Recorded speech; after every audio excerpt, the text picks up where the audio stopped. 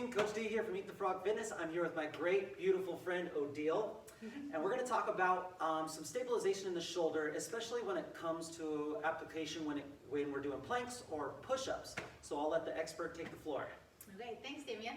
All right, so this week, talking about shoulder girdle. Last time we actually ended in a really great pec stretch. I don't know if you guys can remember. So this is kind of a great segue from going to opening up the pecs to creating shoulder stability.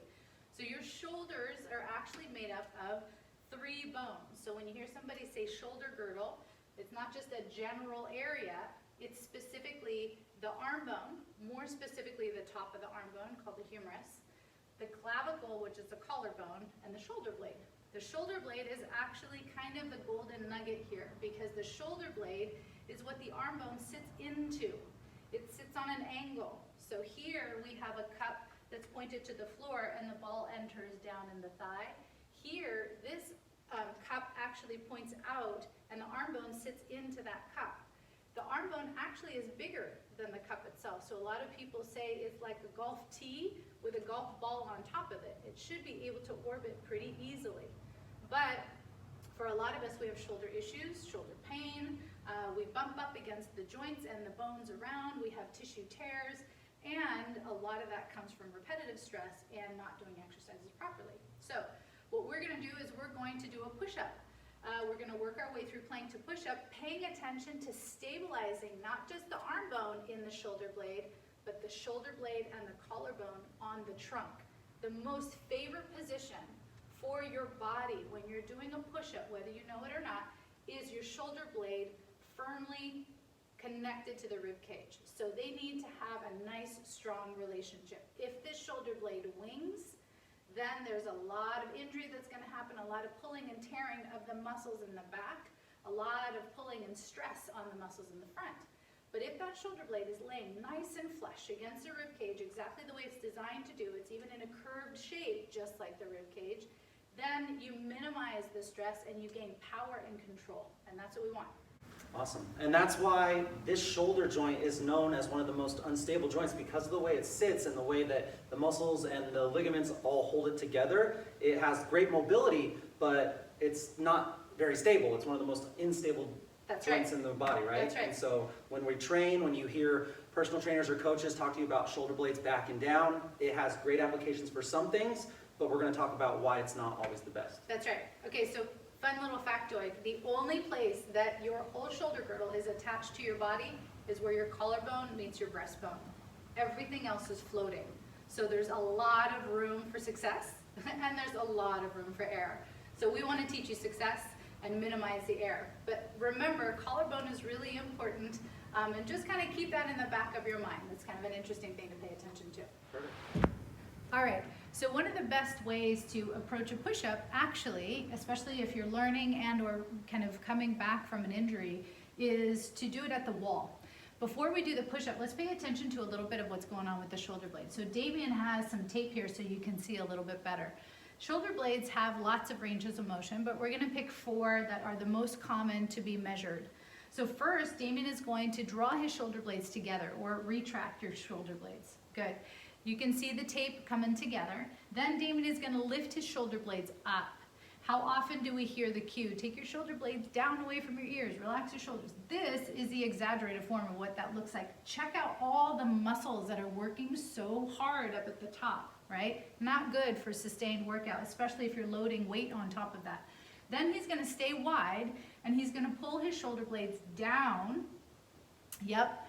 And there's like a, that's it, down and wide, that's it. And then he's going to draw his shoulder blades together again. So he's just gonna do a little tour. I encourage you to try this. Squeeze them together, take them up and wide, and then wide and down. Good, so when you are in a push-up position, this is optimal. The other positions, the shoulder blade was away from the rib cage, right? It was really overly worked up above. It was really pecky when he was pushing too wide and elevated. Here, it's down and wide. So remember that Damien had said, the shoulder blade down and wide cue is great for some things, but for some other exercises, it actually negatively affects the shoulder girdle. This is one of them. So then from this position, what Damien is going to do is keep his shoulder blades wide and down, and he's going to bend his elbows towards the floor. So So instead of going into a wide bicep kind of pec push-up, this is going to be more tricep push-up, but it helps you pay attention to what your shoulder blades are doing. In an unstable shoulder, Damien is kind of being the perfect model, what would happen is we start to do this. Do you see that? The shoulder blades moved more than an inch. They really should only move about an inch, right? So that's unstable. How often at the end of your workout, you're just powering through that last set of burpees and the ones with the push-ups, of course, and you just want to get through, and so you're throwing your shoulder girdle, causing, kind of actually wreaking quite a bit of havoc. So the best thing to do is go back down onto your knees or run and sprint to the wall, do a couple of here, and then go back and finish your burpees. So Damien's going to show us unstable, the not good way. Go for it. Okay, not healthy, right? Lots of discomfort and lots of stress in the shoulder joint. Then healthy, it takes a little more time to set up. He's down, he's wide, he's even got his abs connected in the front, and now he's able to come towards the wall and keep that nice and stable. Awesome. Okay, so Damien's gonna come on up, turn around. Okay, so one quick thing, the huge muscle that helps us get from the back of the shoulder blade to the front of our body that widens that shoulder blade is called the serratus. And on Damien, you can actually kind of see it. It's these muscles here. They're called serratus because they're serrated looking, right? They look like little fingers. So when you're doing a push-up, especially when you're doing one on the floor, you have got to pull your chest cavity backwards. So Damien's gonna demonstrate doing it on the floor. Okay, so Damien took what he learned at the wall and now he's applying it to the floor. I love that he's choosing to be on his knees because you can kind of see everything without the overwork of the shoulders. So right now, Damien is in a position where his shoulder blades are actually winging a little bit. So we need to ask Damien to pull his rib cage back, but not so much that he's rounded like a cat back in that upper back, but to really use those deep obliques that live inside. So here's where the core work comes in. Then he's going to take his armpits and widen them, that's it, and press into the floor. So now maybe he feels like the Hulk, really wide, and you can see the lats, under the lats is the serratus muscles. So this is the perfect position for Damien now to slowly go into a push-up. He's keeping his spine going away from the floor, yes, and then he's gonna press back up again, nice. The whole time the rib cage is going backwards while the elbows are bending. Rib cage goes backwards as those elbows bend, and then the press. And there was no movement in the shoulder blades. And one more time, ribs back, there you go. Keep those ribs back, and then press.